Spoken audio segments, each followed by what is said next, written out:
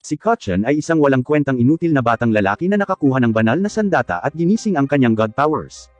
100 taon na ang nakalilipas, pinangunahan ng Demon King, si Wasan, ang isang hukbo ng mga halimaw upang salakayin ang kaharian ng mga Diyos. Ang Diyos ng digmaan, si Shu Tian, na guardian ng Western Temple, ay lumalaban ng mag-isa laban sa buong hukbo ng demonyo at tinapos ang isang grupo ng mga demonyo. Ngunit nang nagsimulang maging maganda ang mga bagay para sa mga Diyos, ang Celestial Demon ay nagtaksil at sinaksak si Shu Tian sa likod.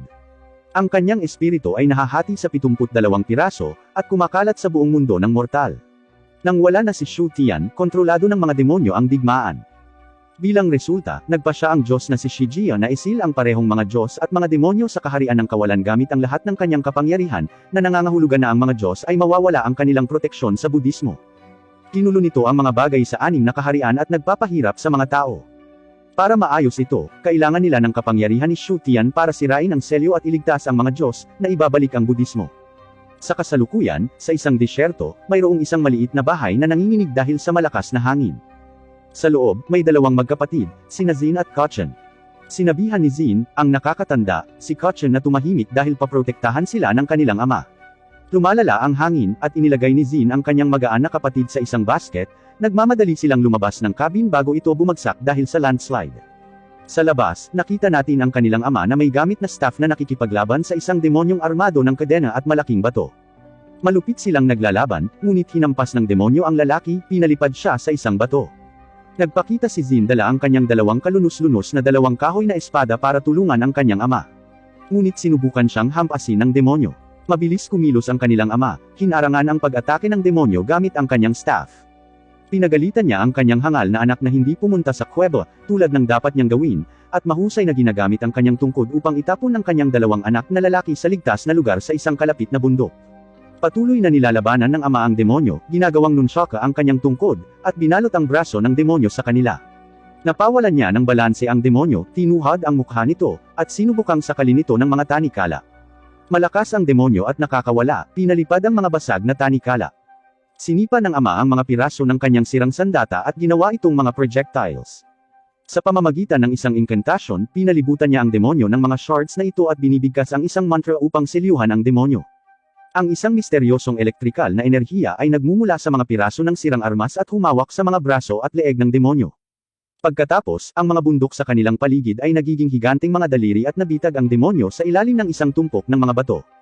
Pagkatapos ng lahat ng aksyon, nakipagkita ang ama sa kanyang mga walang kwentang anak. Sinabi niya sa kanila na dapat silang tumakbo dahil ang selyo ay maaari lamang panatilihing nakakulong ang demonyong iyon ng kaunti. Nalilito si Zin, kaya ipinaliwanag ng kanyang ama na ang demonyong kinakaharap nila ay tinatawag na Azura, at ito ay isang demonyo na humahabol sa mga mangangaso ng demonyo. Pumunta sila sa isang lugar na tila isang higanting puno na may mga daanan na gawa sa mga sanga nito. Bumaba ang kanyang ama at sinabihan silang sumunod. Nang makarating sila sa isang kakaibang kuweba na parang isang templo sa ilalim ng lupa, binuksan ng kanyang ama ang ilang espesyal na selyo, at isang pinto ang bumukas. Pagkatapos, ang ilang mga ugat ay lumayo, at nakakita sila ng 2 espada na nakaipit sa isang monumento. Hiniling ng ama kay Zin na hawakan ang isa sa mga espada habang hawak ng ama ang isa, habang pareho nilang hinawakan ang mga ito, ang mga espada ay naging makintab at ginintuan. Inalis nila ang mga espada, at isang maliit na gintong kahon ang lumabas sa lupa. Sinabi ng ama na ang kahon na ito ay sobrang mahalaga.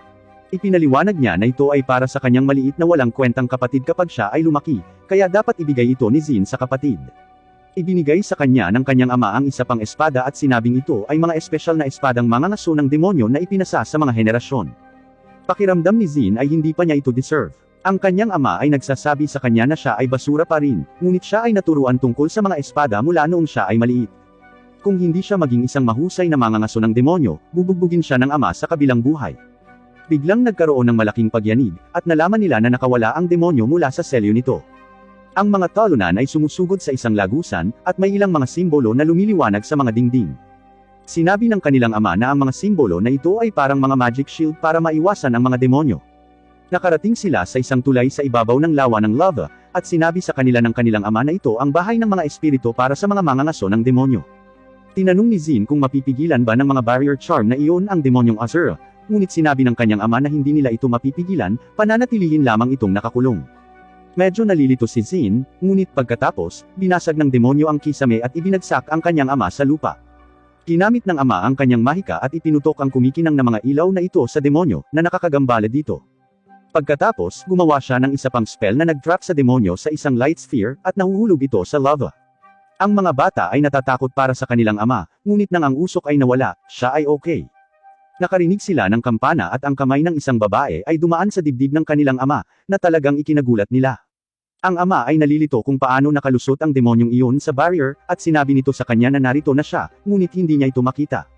Napaluhod siya dahil sa sugat. Nang makita niya ang kanyang kaawa-awang mga anak, nagpasya siyang iligtas sila gamit ang kanyang huling lakas. Sinabi niya kay Zin na protektahan ang kanyang kapatid, at gumawa siya ng isang malaking spell. Gumagawa ito ng light shield sa paligid ng mga bata. Ayaw ng demonyo na makatakas sila, kaya inatake niya ang shield at kinamot ang pisngi ni Zin, ngunit hindi niya sila masasaktan, at dinala sila ng spell patungo sa kaligtasan. Masaya ang kanilang ama na iniligtas niya sila at sinabihan silang iligtas ang mundo. Pagkalipas ng ilang taon, nakita natin si Zin na nagchichel sa sanga ng puno, naghihintay kay Kachan, na sinusubukang magsuot ng costume ng butiki. Samantala, may dalawang lalaki, isang matandang duwag na lalaki, at isang batang monghe, na papasok sa isang haunted house. Humingi ng tulong ang matanda sa monghe upang maalis ang isang demonyo sa bahay. Nagwiwisik ang monghe ng kakaibang magic powder at nakakita ng mga bakas ng butiki sa dingding. Nalaman niyang isa itong napakatandang demonyong tuko at sinabihan niya ang matandang lalaki na tumakas. Ngunit nang sinubukan niyang paalisin ang demonyo, isang boses sa anino ang nagsimulang tumawa at nagtanong kung bakit siya nagpapanggap. Ang monghe ay walang pake dito, at nagsimulang mag-chant at ihagis ang kanyang mga prayer beads sa demonyo. Ang demonyong tuko ay nagpakita, at ang monghe ay hindi sinasadyang pinugutan ito ng ulo gamit ang kanyang staff na hindi dapat mangyari. Nagsimulang magsalita ang walang ulong butiki, na kinagulat ng kalunus-lunos na monghe. Tumalikod siya at nabangga si Zin, na nagpatumbo sa kanya sa isang suntok. Nang magising ang hangal na monghe, nakita niya ang magkapatid na nakatayo sa harapan niya, at siya ay nakatali sa isang haligi. Ipinakita nila sa kanya ang kasuotan ng butiki at sinubukan ng lalaki na kumilos na nagpapasalamat sa pagpapabagsak nila sa demonyo. Ngunit binalaan siya ni Zin na ilabas ang katotohanan o harapin ang ilang mga kahihinatnan. Inamin ng monghe na nagpanggap siya bilang isang mangangaso ng demonyo at nakipagtulungan sa demonyong butiki upang kumita ng maraming pera. Nilinlang nila ang mga tao sa nayon, gumawa ng mga peking exorcism, at hinati ang pera. Pagkatapos ng pag-amin na ito, sinabi niyang ang kanyang buong scam ay umaasa sa hitsura. Ang sabi niya ay napakapogi niya kaya maniniwala ang mga tao sa anumang sinabi niya. Maniniwala pa nga sila kung siya ay magsasabing Buddha siya. Ngunit si Zin ay makikita bilang isang kaawa-awang tulisan at hindi isang mangangaso ng demonyo. Hindi gusto ni Zin ang komento na iyon at pinapakain niya ang kanyang mga salita. Nang maglaon, nakita natin ang monghe na nakasuot ng ulo ng butiki, na may buntot ng reptilya na pag-aari ng demonyong tuko, na gumagalaw sa lupa. Sa umaga, ang magkapatid ay may espesyal na seremonya para gawing tunay na lalaki si Kachan, dahil siya ay 14 na taong gulang na. Nagwiwisik si Zin ng gintong pulbos sa kanya at nag-activate ng mga talisman upang bigyan si Kachan ng kapangyarihan na labanan ang kasamaan, na opisyal na ginawa siyang isang mangangaso ng demonyo. Tinanong ni Zin kung ano ang nararamdaman ni Kachan, ngunit sinabi niyang hindi siya karapat-dapat sa titulo at kapangyarihan. Pinasigla siya ng kanyang kapatid at binigay ang kahon na iniwan ng kanilang ama. Binuksan ito ni Kachan at nakakita ng isang maliit na baras ng metal na may mga ukit sa dulo. Medyo disappointed siya, pero hindi rin alam ni Zin kung para saan iyon, kaya lang sinabi ng tatay nila na ito ang tadhana ni Kachan. Gayunpaman, pinahahalagahan ito ni Kachan bilang regalo mula sa kanilang ama. Mula sa kung saan, isang matandang lalaki ang tumatakbo, lubhang nangangailangan ng mga mangangaso ng demonyo. Sinabi niya na ang kanyang bayan ay nasa problema dahil mayroong kakaibang hamog na nagpapawala ng mga tao. Iniisip ng mga tao na ito ay isang demonyong pusa na nagdudulot ng problema, at mayroon siyang isang bag ng mga barya upang humingi ng kanilang tulong. Nang tanungin ni Kachan si Zin kung dapat nilang kunin ang trabaho, naisip ni Zin na ito ay maaaring isa pang trick.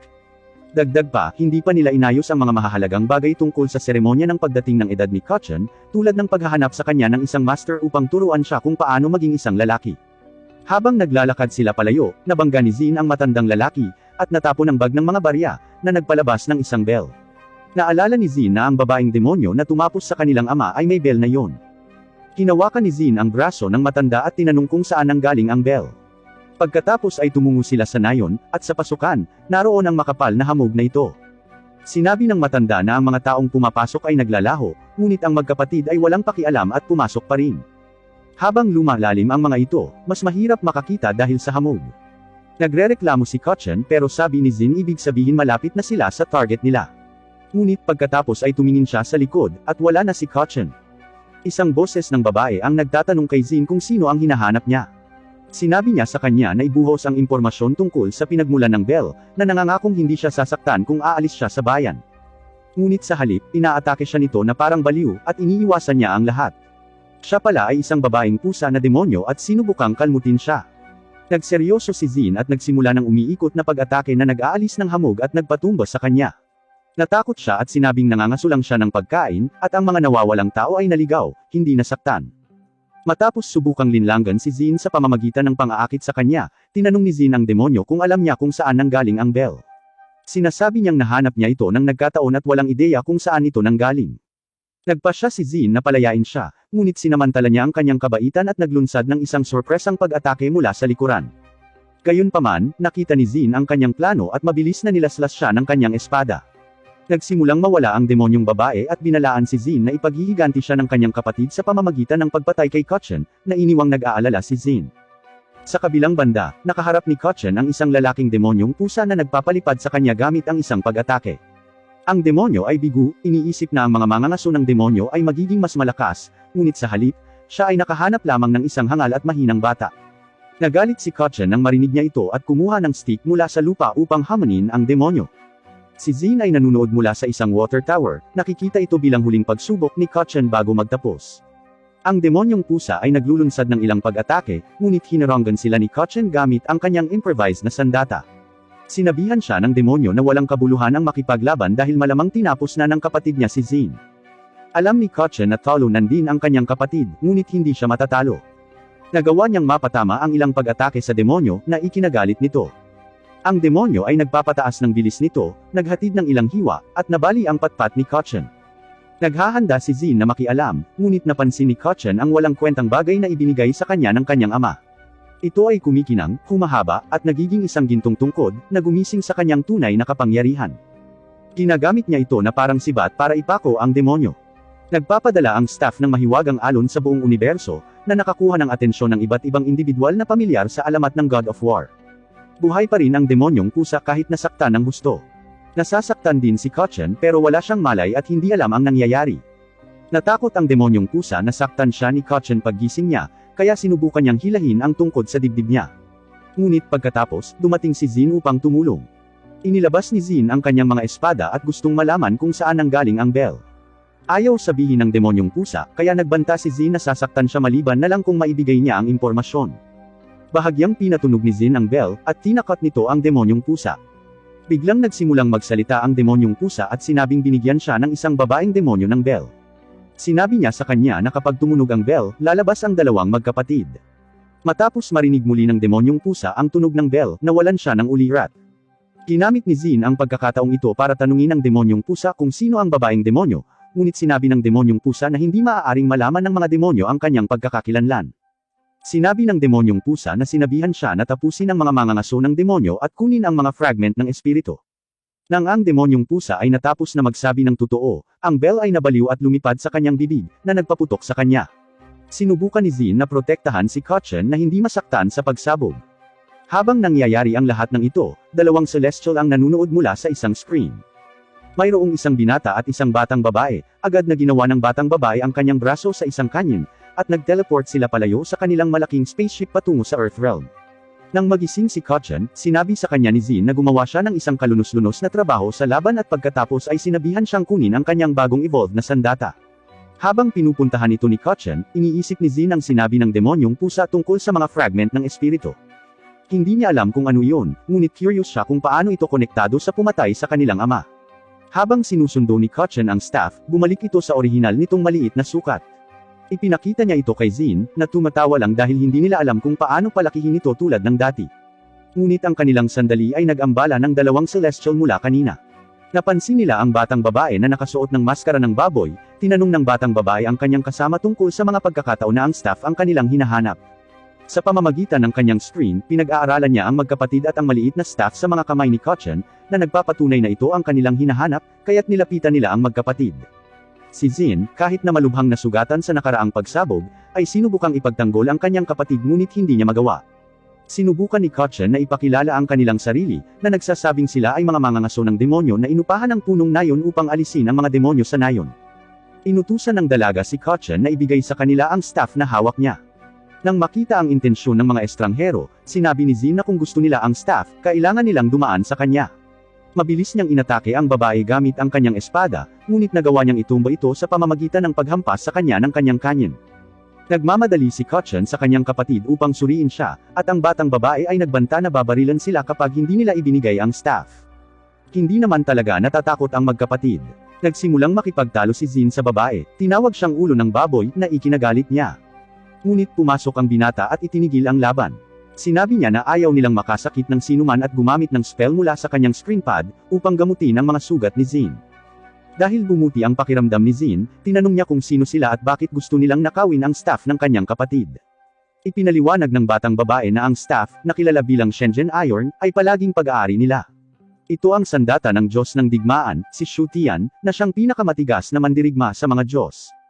Ipinakilala ng mga estranghero ang kanilang mga sarili bilang mga celestial messenger mula sa angkan ng mga diwata. Ang lalaki ay si Shalu, at ang babae ay si Xiaobo. Nang tinanggal niya ang kanyang maskara, sinabi sa kanya ng magkapatid kung gaano siya ka-cute, at namumula siya. Kinihiling nila sa mga weirdo na magpaliwanag pa tungkol sa kung ano ang nangyayari. Sinabi ni siya sa kanila ang kwento ng pagbagsak ng Diyos ng digmaan at ang alamat na kailangan nilang makahanap ng 72 piraso ng kanyang espiritu upang mabuksan ang selyo ng kaharian ng kawalan at palayain ang mga Diyos. Ang Divine Staff ay ang susi dahil ito ay nakakadama ng mga fragment ng espiritu. Iniisip ni Zin na maaaring konektado ito sa sinabi ng demonyong pusa sa kanya, at umaasa siyang sa pagkuha ng mga fragment ng espiritong ito, mahahanap nila ang pumatay sa kanilang ama. Kaya, ayaw niyang ibigay ang staff ng kapatid niya. Sinisikap ni Zin na matuto patungkol sa mga plano ng mga estranghero at tinanong sila kung paano sila nakakasigurado na ito ang Divine Staff. Ipinaliwanag ni siya na sinasabi ng Celestial Book na ang banal na tungkod ay isa sa mga sandata na ginawa ng Diyos ng paglikha. Kapag ito ay nagising, ito ay naglalabas ng isang malakas na enerhiya na maaaring kumalat sa 6 na kaharian, at kung paano nila ito natagpuan. Nakagulat ito kay Kotchen, at sinabi ni siya na hindi lang ang mga Diyos ang nakaselyo sa kaharian ng kawalan. Naroon din ang Demon King na si Wosan at ang kanyang hukbong demonyo. Nararamdaman din ng mga tagasunod ng Demon King ang enerhiya. Hindi pa rin sigurado si Zin kung mapagkakatiwalaan nila ang mga weirdong ito, na ang mundo ay magulo at mapanganib. Sinasabi niya sa kanila na walang mapagkakatiwalaan sa mga araw na ito. Nakagalit ito kay Xiaoba, at itinutok niya ang kanyang sandata sa kanila, sinasabing determinado silang kunin ang staff, maniwala man si Zin sa kanila o hindi. Pero pinigilan siya ng kaibigan niya. Nagpatuloy si Xiaoba, na nagsasabi na kung hindi nila mabubuhay ang Diyos ng digmaan at mabuksan ang selyo ng mga Diyos, mananatili sa kaguluhan ng mundo. Kung ang mga demonyo ay unang makarating dito at pinakawalan ang hukbo ng demonyo, ito ang magiging katapusan ng mundo. Tinanong ni Kotchen kung ang pagbibigay sa kanya ng staff ay magliligtas sa mundo, at ipinangako niya na kung mahanap nila ang lahat ng mga fragment at bubuhayin ang Diyos ng digmaan, babalik ang kapayapaan sa 6 na kaharian. Kaya, pinagkakatiwalaan siya ni Kotchen at ibinigay ang staff. Ibinalik ni Xiaoba ang kanyang kanyan pabalik sa kanyang braso, na nagpapakitang wala ng banta, at sinabing ito ay isang pangako. Nalungkot si Kotchen na ibigay ang staff, na regalo ng kanilang ama. Ngunit tiniyak siya ni Zin, sinabing susuportahan ng kanilang ama ang kanyang pinili. Iniisip ni Zin na ang pagsuko sa Divine Staff ay nangangahulugan ng pagkawala ng landas ng babaeng demonyo, ngunit ayaw niyang nasa panganib ang kanyang kapatid. Iminungkahi niya na puntahan nila ang punong nayon para sa kanilang gantimpala at isang party para kay Kotchen. Habang papaalis na sila, nagalit si Xiaoba dahil peke ang staff. Binawi ito ni Kotchen mula sa kanya, at ito ay naging isang gintong tungkod muli. Ikinagulat niya ito dahil nagiging iron ito sa tuwing hawak niya ito. Paliwanag ni siya, 100 taon nang natutulog ang staff, at tanging may malinis na puso lamang ang makakagising nito, sa madaling salita, kabilang siya sa mga lansangan. Tila pinili nito si Kotchen bilang bagong may-ari nito. Pagkatapos ay idineklara ng nakakaawa na si Xiaobo na sasama sa kanila ang magkapatid, dahil, kung pipili ang staff ng may-ari, walang ibang makakagamit nito maliban kung wala na ang orihinal na may-ari. Tuwang-tuwa si Zin na tila kakampi ang tadhana, at doon nagsimula ang kanilang paglalakbay kasama ang dalawang celestial beings. Pagkatapos nilang makuha ang kanilang gantimpala para sa pagligtas sa nayon, lahat sila ay sumakay sa isang sasakyan na ipinatawag ni siya, na lubos na nakamangha sa magkapatid nang makita nila ito. Sa sasakyan, ang magkapatid ay nagpipiesta at kinakain ang lahat ng karne na ibinigay sa kanila. Nakakagalit ito sa hangal na si Xiaoba, dahil kumakain sila na parang ilang taon na silang walang pagkain. Tinutukso siya ni Zin, papayat daw siya tulad niya kapag hindi siya kakain. Ipinagpatuloy niya ang panunukso sa kanya sa pamamagitan ng hindi pagbibigay sa kanya ng huling piraso ng karne. Ngunit pagkatapos, ang sistema ng babala ng sasakyan ay nagsasabi sa kanila tungkol sa isang balakid na kailangan nilang iwasan. Lumihis ang sasakyan para makaligtaan ito at muntik na nilang mabangga ang isang babaeng nakahandusay sa gitna ng disyerto. Pumunta si Zin upang suriin, at nakita niya ang isang babae sa lupa. Nang makalapit siya, nakita niyang talagang nasaktan ito at dumudugo ang tiyan. Naghahanda siyang dalhin siya sa sasakyan, ngunit ayaw ni Xiaobo na magpasakay ng hindi kilalang tao. Si Zin, bilang isang mangangaso ng demonyo, ay hindi maaaring mag-iwan ng nasugatan na tao. Nagtataka pa nga siya kung nagseselos si Xiaobo dahil mas maganda ang figure ng ginang sa kanya. Dahil dito, medyo natahimik si Xiaobo, at nagtanong siya kung hindi ba nagtataka si Zin na nag-iisa ang ginang sa gitna ng disyerto. Mayroon silang kaunting pagtatalo, ngunit sa wakas ay nagpasya silang tulungan ang babae. Nang maglaon, nagpasalamat ang babae sa kanilang tulong, ngunit sinabi sa kanya ni Xiaobo na kung ayos na siya, dapat siyang umalis. Gaya ng dati, nagsimulang magtalo sina Zin at Xiaobo, habang binibigyan ni Kochen ang babae ng isang baso ng tubig. Tinanong siya ni Xia kung paano siya nasaktan, at sinabi niya sa kanila na nakatagpo siya ng mga bandido noong nakaraang araw na nagtangkang umatake sa kanya. Nang sinubukan niyang tumakas, sinaksak siya ng mga ito sa tiyan. Nagtago siya hanggang sa makaalis sila, at ngayon ay natatakot na siyang makatagpo muli sa kanila. Nagalit si Zin at gustong patayin kaagad ang mga bandido, ngunit pinaalalahanan siya ni Xiaobo na kung aalis siya sa barko, hindi na siya makakabalik, kaya hinayaan niya ito dahil ligtas na ang ginang. Nagtanong ang babae kung saan sila pupunta at kung maaari nilang dalhin siya sa Dark Canyon. Sinabi ni Zin na ito ay isang malaking pagkakataon dahil sila ay pupunta doon upang hanapin ang mga espiritual na fragment ng God of War. Hindi niya masyadong naiintindihan, kaya ipinaliwanag ni Kochen na hinahanap nila ang mga fragment na ito, bagamat hindi sila sigurado kung ano ang hitsura ng mga ito. Ipinakita niya sa kanya ang banal na staff at sinabi sa kanya kung paano nito naramdaman ang isang fragment sa Dark Canyon. Naging interesado ito sa kanya, ngunit mabilis na hinawakan ni Xiaobo ang mga kamay ni Kochen, sinabi sa kanya na itago ang staff mula sa babae dahil hindi niya ito negosyo. Pagkatapos, sinabi ni Xia na gabi na, at dapat silang magpahinga at magtungo sa Dark Canyon sa umaga. Pagkaalis ng celestial beings, tinanong ni Zin ang babae para sa kanyang pangalan, at sinabi niyang ito ay Ziying. Maya-maya, natutulog ang magkapatid at si Ziying sa iisang kwarto. Nagising siya at sinubukang gumamit ng malaweb na thread mula sa isang singsing para kunin ang staff sa leeg ni Kochen, ngunit nahulog ito sa buhok ni Kochen. Inalis niya ang web at dumapo ito kay Zin, na nakangiti ngunit hindi nagigising. Inaalarma nito si Ziying, na nagtataka kung anong uri ng panaginip ang kanilang nararanasan. Bago pa niya masubukang muli, bumukas ang pinto, at nagkunwaring tulog siya nang pumasok si Xia. Kinaumagahan, lumabas sina Zin at Kochen sa kanilang silid.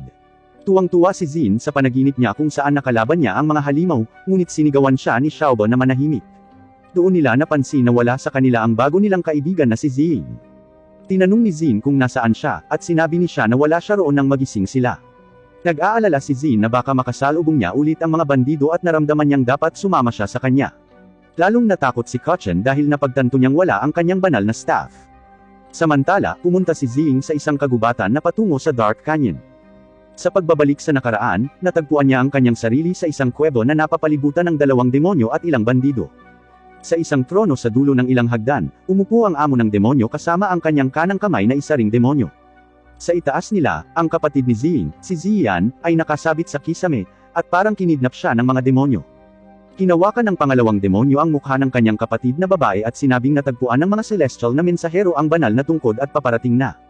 Kailangan nila si Ziying, na siyang pinakamahusay na magnanakaw sa mundo para nakawin ang banal na staff mula sa mga celestial.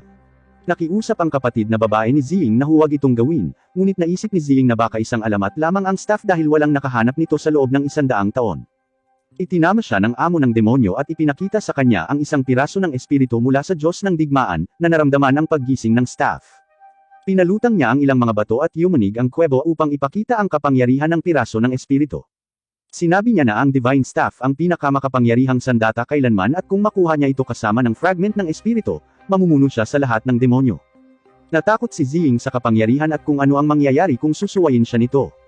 Tinanong niya kung palayain nila siya at ang kanyang kapatid kapag makuha nila ang staff. Tumawa lang ang pinuno na nangakong ibabalik ang kapatid kapag nakuha na niya ang staff. Nakiusap si Ziyan sa kanya na huwag gawin ito at pinaalalahanan siya tungkol sa isang pangakong hindi na magnanakaw muli. Nagpaisip ito kay Ziying, pero sabi ng demonyong katabi ng kapatid niya, sasaktan daw siya kapag hindi siya pumunta. Nakagalit iyon kay Ziying, at sinabi niya sa pinuno na dadalhin niya sa kanya ang staff, kahit na nangangahulugan ito na kailangan niyang lumaban. Sa kasalukuyan, hinawakan ni Ziying ang banal na staff malapit sa kanyang puso, handang iligtas ang kanyang kapatid mula sa Dark Canyon. Samantala, sina Zin at Kochen ay nahaharap ang kanilang mga sarili sa isang maliit na problema dahil si Xiaobo ay talagang naiinis sa kanila para sa pagligtas sa isang taong naging sinungaling. Nawalan pa sila ng Divine Staff na lalong ikinagalit niya. Paumanhin ni Zin dahil hindi niya napagtanto na sinungaling si Ziying, ngunit patuloy silang pinapagalitan ni Xiaobo, na sinasabing nahulog si Zin sa kanyang alindog.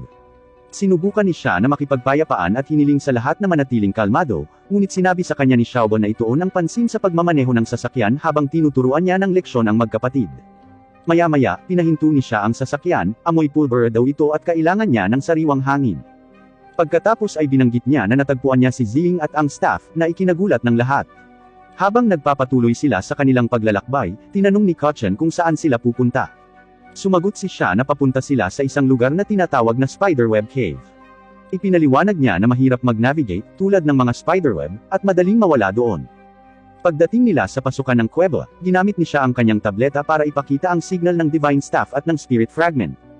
Ito ang nagudyok kay Zin, na determinadong kunin sila kaagad. Sa loob ng kuweba, ang amo ng demonyo at ang kanyang second ay naghahanda para sa isang palitan. Inihagis ni Ziying ang staff sa amo ng demonyo at muling nakasama ang kanyang kapatid na si Ziyan. Humihingi ng paumanhin si Ziyan sa pagpunta niya sa Dark Canyon ng mag-isa, na humantong sa pagkakahuli niya at na-blackmail si Ziying sa pagnanakaw. Pinapanatag ni Ziying ang kanyang kapatid at nangakong gagawin ang lahat upang maprotektahan siya, kahit na nangangahulugan ito ng pagtitiis sa sumpa ng pagnanakaw ng mahabang panahon. Habang sinusubukan nilang umalis, hinaranggan ng pangalawang demonyo ang kanilang landas. Sinabi ng demonyo kay Ziying na ang kanyang pag-alis ay hindi bahagi ng deal. Inaatake siya ni Ziying gamit ang kanyang web thread, ngunit iniwasan niya ito. Gayunpaman, ang sinulid ay umiikot sa kanyang binti, dahilan upang siya ay mahulog at itinapon ng tungkod sa hangin, na sinalo ni Ziying. Ang pangalawang demonyo ay sumugod kay Ziying, ngunit ginamit niya ang staff at sinubukang palawigan ito. Natatakot ang demonyo, ngunit walang nangyari. Pagkaraan ng ilang sandali, itinutok niya ang sinulid sa mukha ng demonyo, at panandalian itong nabulag. Sinamantala ng dalawang magkapatid na babae ang pagkakataong ito para tumakbo, ngunit si Ziyan ay natitisid at nadapa. Kahit na sinabihan siya ng kanyang kapatid na umalis nang wala siya, nananatili si Ziying upang protektahan siya. Habang papalapit ang mga demonyo, bumaril si Ziying ng isa pang web, ngunit pinutol ito ng pinuno gamit ang kanyang espada at sinubukang umatake. Nagawa ni Ziying na itulak ang kanyang kapatid sa paraan ng kapahamakan sa tamang oras, na halos umiwas sa pag-atake. Si Ziyan ay natatakot ngunit sinusubukang lumaban sa ibang demonyo, kahit na siya ay masyadong mahina. Samantala, patuloy na nakikipaglaban si Ziying sa amo ng demonyo. Ginagamit niya ang kanyang web upang mabitag ang demonyo na malapit ng saktan ang kanyang kapatid sa isang pader. Sinabihan siya ng amo ng demonyo na manatiling nakatutok at patuloy na inaatake siya. Sinusubukan niyang iwasan ang mga galaw nito at gamitin ang kanyang mga kapangyarihan sa web, ngunit ginulat siya nito ng isang rock spell na nagpatumbas sa kanya. Si Ziyan ay talagang natakot at pumunta upang tingnan ang kanyang kapatid na babae. Sinabihan siya ni Ziying na tumakbo at tumakas, ngunit ang pangalawang demonyo ay kumawala mula sa mga web at binitag ang mga babae gamit ang isang espesyal na barrier, salamat sa kapangyarihan ng mga fragment ng espiritu. Nagulat si Ziying na ang pangalawang demonyo ay nagtataglay din ng isang fragment. Sa labas ng kuweba, sinabi ni siya sa grupo na maaari niyang sundan ang kinaroroonan ng staff dahil masyadong komplikado ang kuweba upang mahanap ang pinakamagandang daanan. Iminungkahi ni Zin na makipaghiwalay at hiniling kay Kochen na sumama sa kanya. Binabalaan sila ni Xiaobo na huwag nang magpaloko muli sa kanilang pag-alis. Sa lalim ng kuweba, nagsimulang mag-alala si Kochen dahil pareho ang hitsura ng lahat ng mga landas. Tiniyak ni Zin si Kochen, sinabing naaamoy niya ang kakaibang pabango ni Ziying sa isa sa mga daanan. Sa kalaunan ay nakarating sila sa isang mas bukas na lugar at narinig si Ziying na sinusubukang makipag-ayos sa mga demonyo. Nag-aalok siya na ibigay sa kanila ang staff bilang kapalit ng pagpapalaya sa kanila, ngunit tumanggi ang mga demonyo. Gusto nila pareho ang magkapatid na babae at ang staff. Nagsimulang dumugo ang tiyan ni Ziying, at nag-aalala ang kanyang kapatid. Nakiusap si Ziyan sa mga demonyo na hayaan sila, nangako na gagawin ang kanilang hinihiling. Tinanggap ng amo ng demonyo, na nangakong hindi sila sasaktan kung makikipagtulungan sila. Nagmamasid ang magkapatid mula sa kanilang pinagtataguan, at kahit gustong tumulong ni Kochen, sinabihan siya ni Zin na maghintay sa tamang sandali. Pagkatapos, diniactivate ng mga demonyo ang barrier, at ang mga bagay-bagay ay halos umikot. Ngunit itinulak ni Ziying ang kanyang kapatid at kinamot ang mukha ng demonyo gamit ang kanyang web.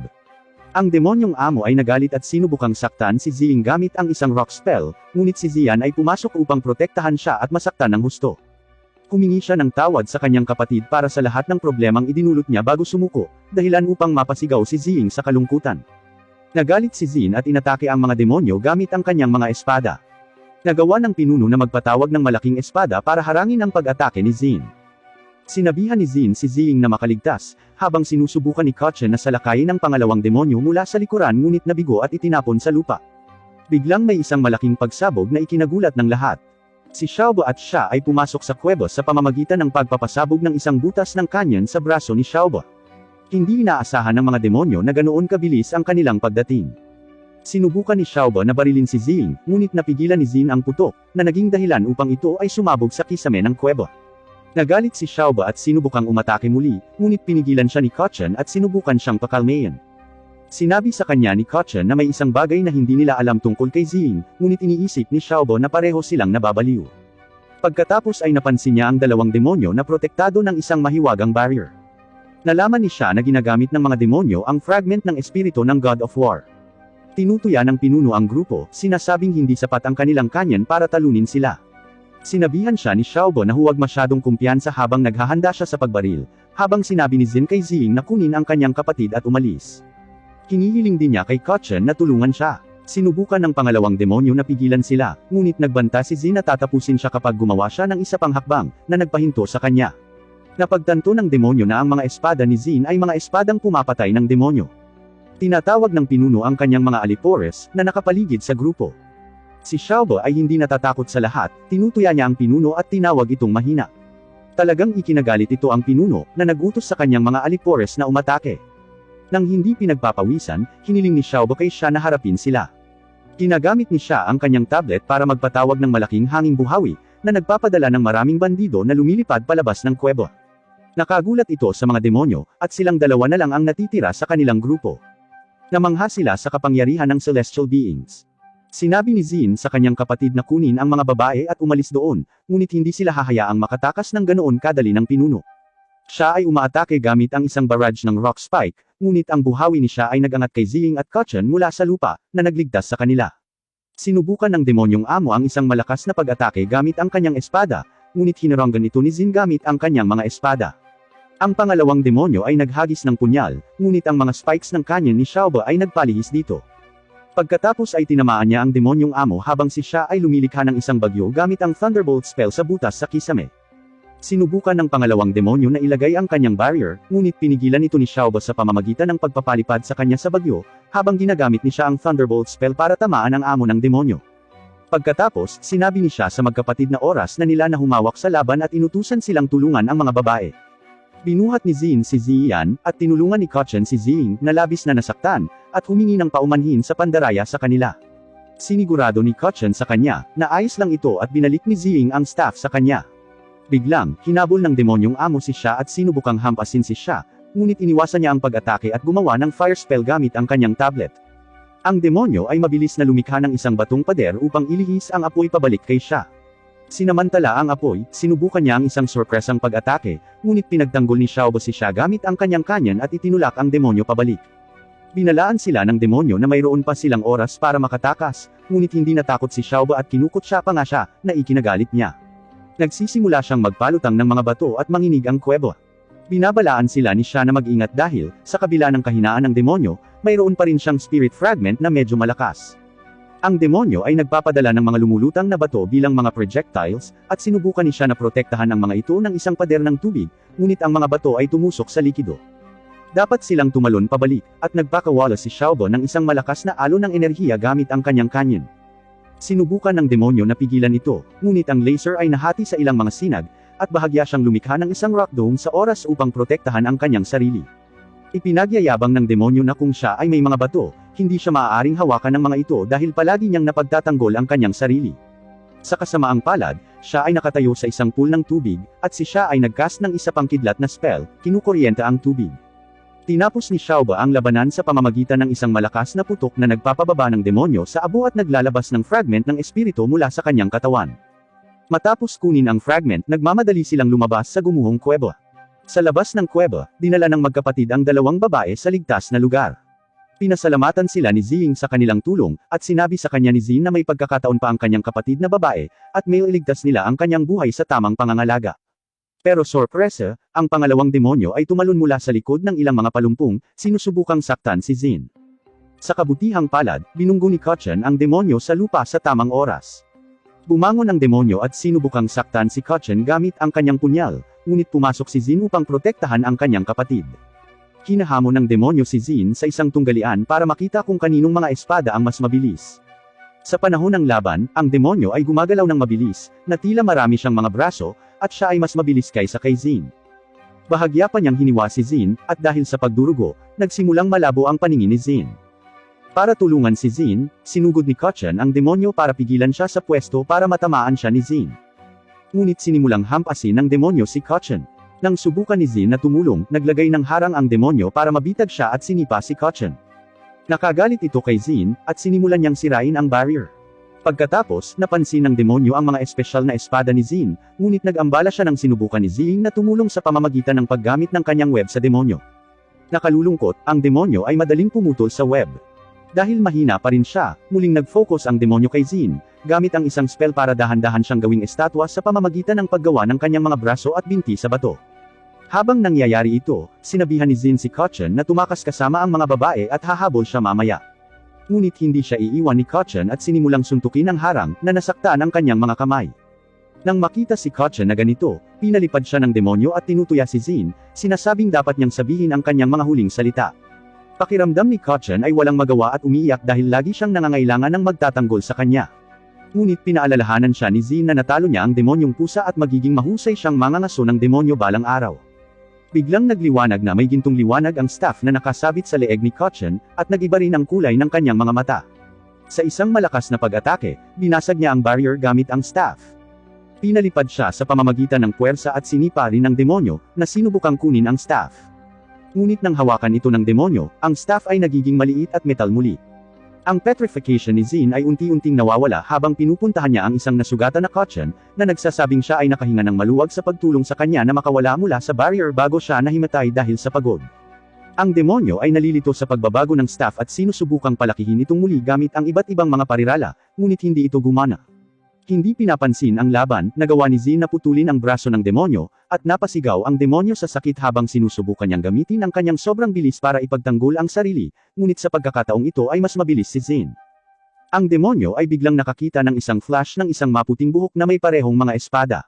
Sa isang mabilis na hiwa, pinaluhod ni Zin ang demonyo. Ipinahayag ng demonyo na siya ay isang tao at sinabing ang mga mangangaso ng demonyo ay hindi maaaring pumatay ng mga tao. Ngunit sinabi ni Zin na ang masamang aksyon ng demonyo ay hindi sumusunod sa mga patakaran. Sinabi ng demonyo na naaalala niya kay Zin ang dating master ng dual sword user. Inihayag ng demonyo na mahigit 12 taon na ang nakalilipas, isang misteryosong babae ang nagutos sa kanya na hulihin ang dalawahang espada na mangangaso ng demonyo, at hinarap niya ang mangangaso na iyon ngunit malinaw na natalo. Nakapagtataka, pinakawalan siya ng mangangaso ng demonyo, at pagkatapos makipag-usap sa babaeng iyon, hiniling niya sa kanya na huwag nang patawarin ang Escremador. Iniisip niya kung nagsisisi pa ba ang mandirigmang iyon na pinakawalan siya. Si Zin, gamit ang kanyang espada sa lalamunan ng lalaki, ay nagtanong tungkol sa misteryosong babae, ngunit ang demonyo ay nagsasabi lamang na ito ay tadhana. Pagkatapos, tumunog ang isang bell, at ang demonyo ay bumagsak na patay, na naglabas ng isa pang fragment ng espiritu. Nang gabing iyon, pabalik sa sasakyan, sinubukan ni siya na pagalingin si Ziyan, ngunit sa kabila ng kanyang pagsisikap, sinabi niya kay Ziying na masyadong malala ang mga pinsala ng kanyang kapatid para sa pagpapagaling ng celestial magic. Si Kachan ay labis na nabalisa at napayak. Nagsisisi si Ziying na hindi niya nailigtas ang kanyang kapatid, ngunit sinabi ni siya na may ibang paraan. Maaari nilang selyuhan ang espiritu ng kanyang kapatid at gamitin ang kapangyarihan ng mga Diyos para pagalingin ito mamaya. Kailangan nilang ihiwalay ang kanyang espiritu sa kanyang katawan, at bubuhayin siyang muli sa ibang katawan pagdating ng panahon. Pumayag si Ziying, at inilagay ni siya ang espiritu ng kanyang kapatid sa singsing ni Ziying. Sa labas, nagtataka si Kachan kung bakit siya pinili ng staff. Lumilitaw si Zin at ibinalik ang staff, na nagsasabing si Kachan ay may hindi pa nagagamit na potensyal. Hiniling niya kay Kachan na maniwala sa kanyang sarili at ipinaliwanag na maililigtas nila ang kapatid ni Ziying sa pamamagitan ng isang spell kung mahahanap nila ang lahat ng mga fragment ng espiritu at ililigtas ang mga Diyos. Si Kachan ay naudyukan at nagmamadaling bumalik sa sasakyan pagkatapos siyang tawagin ni Xiaoba. Iniwan na mag-isa, iniisip ni Zin ang mga salita ng demonyo tungkol sa dating gumagamit ng dalawahang espada. Sa loob ng sasakyan, ibinibigay ng mga Celestial kay Kotchen ang mga fragment ng espiritu na kanilang natagpuan, na sinisipsip ng banal na staff. Binalaan ni Xiaobo si Kotchen na huwag itong mawala muli. Dumating si Zin, at oras na para ipagpatuloy ang kanilang paglalakbay. Gusto ni Zing na sumama sa kanila at naniniwala siyang makakatulong siya. Masaya siyang tinanggap ni Zin sa team, sa kabila ng karaniwang negatibong reaksyon ni Xiaobo. Sa wakas ay sinasamahan niya sila sa kanilang paglalakbay. Kinabukasan, dumating sila sa isang bagong lungsod, na puno ng mga pabrika. Nilalagnat si Kotchen at hindi mapigilan ang pag-ubo dahil sa sobrang init. Tinanong ni Zin kung may mga spells siya na magpapalamig sa kanya, at ipinaliwanag ni siya na nasipsip ng staff ang dalawang spirit fragment ng sabay-sabay, na mahirap para kay Kotchen. Ngunit nang narating nila ang tindahan ng Earth God, bibigyan nila siya ng espesyal na gamot, at magiging maayos siya pagkatapos nito. Lumabas ng sasakyan si Zing na nakasuot ng magaan na damit dahil sa init. Nagseselos at nagagalit si Xiaobo dahil sa tingin niya ay mukhang mapang-akit si Zing, ngunit hindi ito pinansin ni Kotchen. Naglalakad sila sa mga kalye at nakita ang tindahan na kanilang hinahanap. Nagulat si Zin dahil hindi ito mukhang tindahan ng Earth God. Mas parang tindahan ng damit. Hindi siya sigurado kung makakahanap sila ng gamot doon, ngunit iminungkahi ni siya na tingnan nila ito. Sa loob, sumigaw si Xiaobo para makuha ang atensyon ng tindero.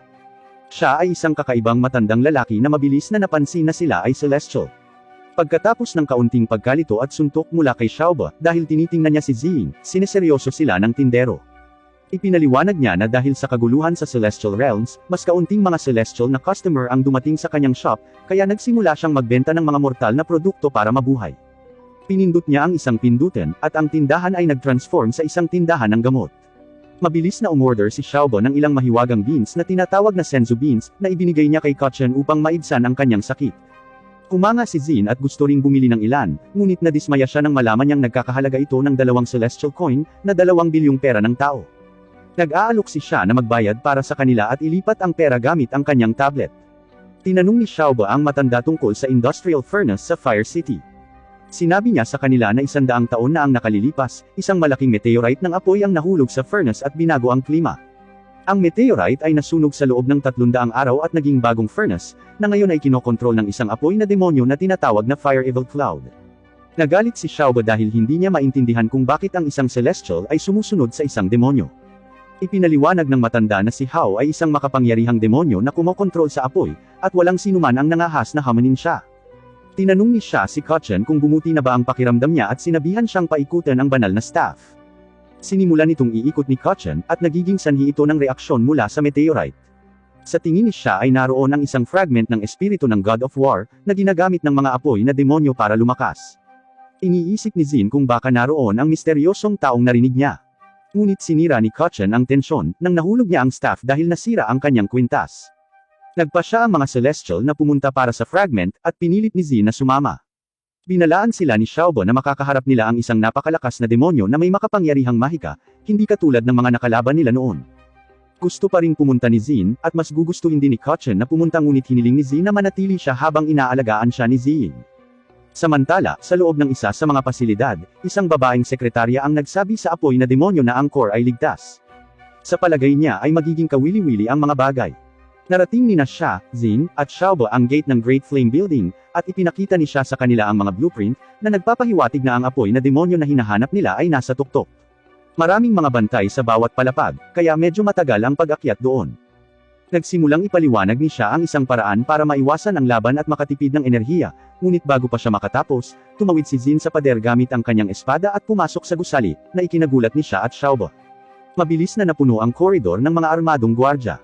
Habang nasa tindahan, inaalagaan ni Zing si Kotchen, na may sakit at nananaginip ng masama. Pinalamig niya siya ng isang basang tela, at sa kanyang panaginip, ang 2 pira-piraso ng espiritu sa banal na staff ay naging mga espiritu at gumawa ng yin-yang sign. Pagkatapos, ang panaginip ay lumipat sa isang lumang digmaan sa pagitan ng mga Diyos at mga demonyo.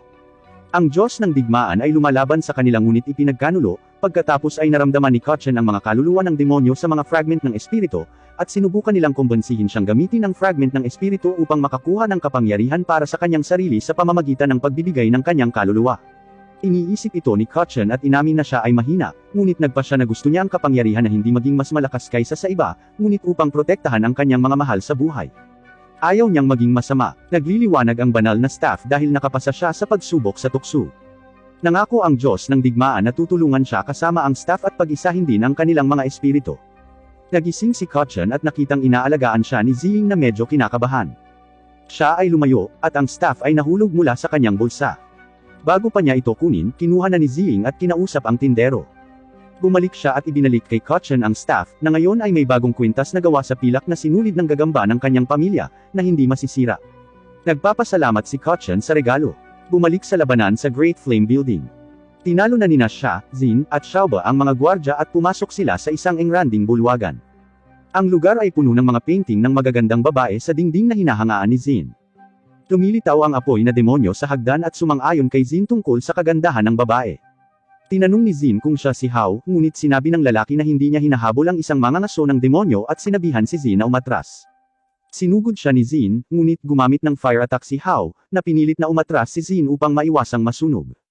Ipinaliwanag ni Hao na siya ay naghihintay ng 100 taon para sa dalawang celestial at inihayag ang pagsisimula ng pangunahing dula, na hinahamon silang kunin ang fragment ng banal na espiritu mula sa kanya. Sinalakay ni Zin si Hao, ngunit lumikha si Hao ng nagninangas na pader para harangan siya. Hinimok ni Xiaoba si Zin na lumayo, ngunit tinamaan ni Zin si Hao. Ginagamit niya ang kanyang mga espada upang protektahan ang kanyang sarili. Pagkatapos ay umatake si Hao at natalo si Zin. Ngunit biglang pumasok si siya at gumamit ng wind spell para mahuli si Zin, na pinipigilan ang higit pang pinsala. Binabalaan ni siya si Hao na ang nagninangas na kapangyarihan sa kanyang katawan ay maaaring magpalabas ng apoy na meteorite na makakasama sa lungsod. Iminumungkahi ni siya na kung isuko ni Hao ang kanyang plano, ang meteorite ay maaaring ganap na mapalamig. Gayunpaman, ipinahayag ni Hao na kailangan niya ang dugo ng dalawang celestial beings, para sa isang ipinagbabawal na spell ng apoy. Napagtanto ni siya na ang intensyon ni Hao ay lumikha ng isang ipinagbabawal na jutsu gamit ang kanilang dugo, at salakayin ang celestial na palasyo sa kalawakan bilang isang gawa ng paghihiganti. Bilang tugon sa kabaliwan na ito, nagpa siya si Xiaoba na harapin si Hao mismo. Walang humpay niyang pinaputukan siya ng malaking kanyin. Sa kasamaang palad, ang kanyang mga pag-atake ay hindi epektibo, dahil pinuprotektahan ni Hao ang kanyang sarili gamit ang isang force field at gumanti sa pamamagitan ng pag-atake sa kanyang kanyin. Sa kabila ng kanyang mga pagsisikap na ipagtanggol ang kanyang sarili, ang isang maapoy na letigo ay bumibitaw sa kanyang sandata, pinainit ito hanggang sa ito ay mawala ng silbi. Bago ito sumabog, hiniling ni Xiaoba kay siya na palamigan ito, at sinubukan niya gamit ang isang water spell. Gayunpaman, ang tubig ay nag-evaporate nang hinawakan ang nagninangas na latigo. Kinukutsa siya ni Hao at sinabing inaasahan niyang medyo mapipinsala siya. Nang marinig ito, nakaramdam si Xiaoba ng kawalan. Huminto si Zin at nagpahayag na haharapin niya si Hao, kahit na hindi niya alam ang mga detalye ng ipinagbabawal na spell ng apoy. Dahil nangangailangan ito ng dugo ng mga immortal, hindi niya maaaring hayaang makamit ni Hao ang kanyang layunin. Kinarangan ni Zin ang isang bola ng apoy na nakatutok kay Xiaoba gamit ang kanyang mga espada, dahil ang kanyang mga espada ay maaaring lumaban sa apoy sa maikling panahon.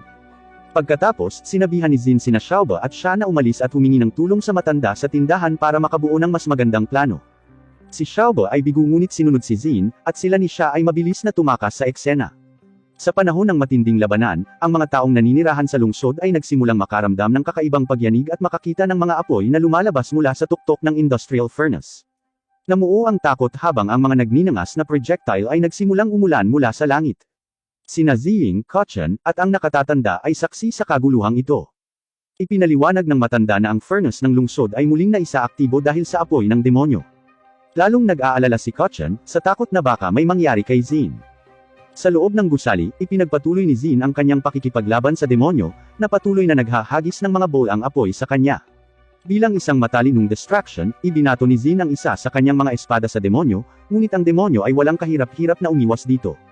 Gayunpaman, nagawa ni Zin na matamaan mula sa likuran, sa pag-aakalang siya ay nagtagumpay. Ngunit nililinlang siya ng demonyo sa pamamagitan ng paglikha ng isang kopya ng kanyang sarili, hinuli si Zin sa mga paa gamit ang isang maapoy na letigo at hinahampas siya sa lupa. Pinagalitan ng demonyo si Zin sa pagsasakripisyo ng kanyang sarili para protektahan ang mga celestial na nag-iwan sa kanya. Na may ngiti sa kanyang mukha, sinabi ni Zin sa demonyo na hindi niya isinasakripisyo ang kanyang sarili para sa sinuman. Gusto niya lang siya ang makatatalo sa demonyo. Sa kabila ng ilang mga pagtatangka na hampasin ang demonyo, lahat ng pag-atake ni Zin ay naiwasan. Mabilis na humakbang pasulong ang demonyo at naghatid ng malakas na suntok sa tiyan ni Zin, pinalipad siya, at bumagsak sa pader. Sinabi ng demonyo na walang katotohanan para kay Zin na isipin na kaya niyang manalo sa pamamagitan lamang ng kanyang mga espada, ngunit iginagalang niya si Zin sa mahabang pagtitiis at nagmumungkahi na siya ay karapat-dapat sa isang maapoy na libing. Ang demonyo ay naghahanda ng isang malakas na pag-atake ng apoy, ngunit sina siya at Xiaoba ay nailigtas si Zin sa tamang oras. Gumagawa si siya ng pader ng yelo upang harangan ang apoy, ngunit hindi ito nagtatagal habang nagsisimula itong matunaw. Inutusan ni siya si Xiaoba na kunin si Zin, at sa sandaling yun, nakatanggap si siya ng maliit na hiwa sa kanyang leeg. Hindi alam ang pinsala, nananatili siyang nakatutok sa pagliligtas sa kanyang mga kaibigan. Pagkatapos nito, nawala silang tatlo sa eksena sa gitna ng umiikot na alikabok at singaw. Mag-isa sa silid, nakita ng demonyo ang ilang patak ng dugo sa sahig. Nagpasya siyang isagawa ang kanyang plano, isang panunumpa na ginawa niya sa babaeng inilalarawan sa mga painting, ang kanyang asawa. Gamit ang dugo, gumuhit siya ng isang simbolo sa sahig, na nag-conjure ng isang mahiwagang pentagram. Pina-trigger nito ang furnace ng lungsod, na pinaandar ang fire meteorite habang nagsisimula itong tumaas sa hangin. Nakikita ito ng mga celestial at natakot, na pagtanto na ang ipinagbabawal na pamamaraan ay naisaaktibo. Sa tabi ng lumulutang na meteorite, ang demonyo ay tumatawa ng nakakatakot. Iginiit ni Xiaoba na dapat nila siyang pigilan, ngunit pinaalalahanan siya ni Xia, na ang kanyang kanyon ay sobrang init at walang silbi. Bukod pa rito, sa mortal na mundo, ang mga immortal na tulad nila ay maaari lamang gumamit ng 50% ng kanilang kapangyarihan, kaya imposibleng harapin ang demonyo. Gayunpaman, pinagtatalunan niya na kung hindi nila siya pipigilan, ang Immortal Palace ay nasa panganib. Napagtanto ni siya na ang Immortal Palace ay hindi nasa panganib dahil ang demonyo ay hindi sinasadyang gumamit ng ipinagbabawal na pamamaraan sa kabaligtaran. Dahil sa makabuluhang oras na lumipas mula noong bumagsak ang meteorite, nagbago ang komposisyon nito, na ginagawa itong hindi angkop para sa pag-activate ng ipinagbabawal na pamamaraan. Kahit na may tulak ito ng demonyo sa direksyon ng palasyo, malamang na maghiwa-hiwalay ang meteorite dahil sa sobrang init bago makarating sa destinasyon. Ang pinakamalamang na resulta ay ang meteorite ay masisira at bumabalik sa lungsod bilang isang mas maliit na meteorite. Ito mismo ang nangyayari, na nag-iiwan sa demonyo na naguguluhan habang nabigo ang kanyang plano. Nagpasya sina Xia at Xiaoba na kumonsulta sa matanda mula sa tindahan para sa isang solusyon. Ang kabiguan ng demonyo ay nagpagalit sa kanya, at ipinangako niyang lipulin ang lahat ng mga immortal. Samantala, sa lungsod, nagkakaroon ng takot habang ang mga tao ay nagkakagulo upang makatakas. Pinagmamasdan ni Kotchen at Ziying ang kaguluhan, nag-aalala sa kanilang mga kasama, ngunit kinomfort ni Ziying si Kotchen, tinitiyak sa kanya na magiging okay sila. Biglang, isang fragment ng meteorite ang halos tumama sa kanila. Agad silang dinala ng matanda sa isang kanlungan. Hinawakan ni Ziying ang kamay ni Kotchen, at sumunod sila, ngunit bumalik siya para tulungan ang isang batang babae. Malapit na nilang iniiwasan ang pagkadurog, at ginagamit ni Ziying ang kanyang mga sapot upang iligtas sila. Nakita rin nila ang mga celestial na tumatakbo palapit sa kanila, bitbit ang isang walang malay na si Zin. Magkasama silang tumungo sa kanlungan, naghahanap ng kaligtasan mula sa mga bumabagsak na meteorite. Sa kanlungan, nag-aalala si Kotchen sa kanyang kapatid na si Zin, ngunit tiniyak sa kanya ng matanda na magiging maayos si Zin dahil kumain siya ng senzu bean. Gayunpaman, kailangan pa rin ni Zin ng panahon para makabangon mula sa kanyang mga pinsala. Bagamat nasa kanlungan, ang patuloy na pagyanig ay patuloy na nakakatakot sa mga tao. Binanggit ni Ziying na hindi na magtatagal ang kanlungan. Samantala, pinag-iisipan ni siya kung paano na-control ng demonyo ang meteorite sa loob ng 100 taon kung ang enerhiya nito ay lubhang hindi matatag. Binanggit ng matanda na ang tanging kayamanan sa mortal na mundo na kayang tiisin ang sunog na iyon ay ang coolant core ng industrial furnace ng Fire City. Bilang tugon, agad na itinanong ni Xiaoba kung saan ito matatagpuan. Gayunpaman, sa kabila ng pagiging isang sage ng Earth na may kaalaman sa mga mahiwaga at banal na bagay sa lugar, hindi ma-detect ng Elder ang presensya ng core dahil sa underground barrier na itinakda ng mga demonyo mula sa Great Flame Fortress. Ang barrier na ito ay sinadya upang pigilan ang sinuman na mahanap ito. Kaya, nag-brainstorm sila ng isang plano para ma-access ang underground ng fortress para makuha ang coolant. Gayunpaman, naniniwala ang matanda na ang pag-alerto sa demonyo sa pamamagitan ng pagsisikap na kunin ito ng hayagan ay hindi matalino, dahil sa mabigat na bantay ng kuta. Iminumungkahi niya ang isang palihim na diskarte upang nakawin ito ng hindi natukoy. Sa puntong ito, lahat ng mata ay nabaling kay Ziying, na tila ang itinalagang magnanakaw. Nakonsensya siya sa muling pagnanakaw at paglabag sa kanyang panunumpa. Ipinaliwanag ni Kotchen na nanumpa si Ziying na hindi na magnanakaw muli dahil maaaring mawala ang kanyang buhay dahil dito. Ngunit tiniyak siya ng matanda, ipinaliwanag na ang sumpa ng tadhana na kanyang sinumpaan ay maaari lamang matupad ng isang beses, kaya hindi na siya makakaharap pa ng mga kahihinatnan. Bukod pa rito, dahil ang coolant core ay isang kayamanan ng immortal, ang pagbawi nito ay hindi maituturing na pagnanakaw. Nangangako rin siyang sasaluhin ang paghihirap nito kung may nangyaring mali dahil sa panunumpa. Bagamat napakasakit na ng pagkawala ng kanyang kapatid, pumayag si Zing na tulungan ang kanyang mga kaibigan. Nagpasya siyang pumasok sa gusali sa pamamagitan ng mga duct ventilation, iniiwasan ng mga gwardya at ginamit ang kanyang singsing upang buksan ang isang maliit na hatch, na pinapabagsak ang dalawang gwardya sa silid ng pagbabantay. Nakita ni Zing ang sekretarya ng boss sa isang screen at tumungo sa kanya. Sa isang mabilis na paggalaw, idinikit niya sa dingding ang hindi mapag-aalinlangan ng sekretarya upang kunin ang impormasyon tungkol sa lokasyon ng coolant. Ibinunyag ng natatakot na sekretarya na nasa basement treasure room ito, ngunit kailangan ng access card para makapasok. Pagkatapos ay isiniwalat niya na ang card ay nasa kanyang bag sa mesa. Sinamantala ang isang sandali nang lumingon si Zing, kumawala ang sekretarya, at ang dalawang babae ay nakipaglaban, na umiiwas sa suntok ng isa't isa. Nagtagumpay si Zing sa pamamagitan ng pag-immobilize sa babae sa dingding gamit ang kanyang mga web. Tinitingnan niya ang bag para sa access card ngunit hindi niya ito makita. Binyantaan ni Zing ang sekretarya, na tumangging ibunyag ang lokasyon nito, kahit nasa ilalim ng banta ng kamatayan. Nangako si Zing na gagawa siya ng mas masahol pa sa kamatayan. Bumalik sa kanlungan, ang sitwasyon ay lalong hindi matatag. Ang mga pagyanig ay nagiging sanhi ng pagbagsak ng mga bato, at ang gulat ay naganap sa mga tao. Ang apoy na demonyo ay nagdaragdag sa pagkawasak sa pamamagitan ng paghahagis ng mga bowl ang apoy at hinihingi ang mga celestial na lumabas. Napagtanto ni siya na kapag hindi nila siya pinigilan, mas mabilis na babagsak ang kanlungan. Nagpasya si Xiaobo na haharapin niya ang demonyo, kahit na hiniling ni Kachan sa kanila na hintayin ang pagbabalik ni Zing. Ngunit hindi pinaplano ni Xiaobo na maghintay ng matagal.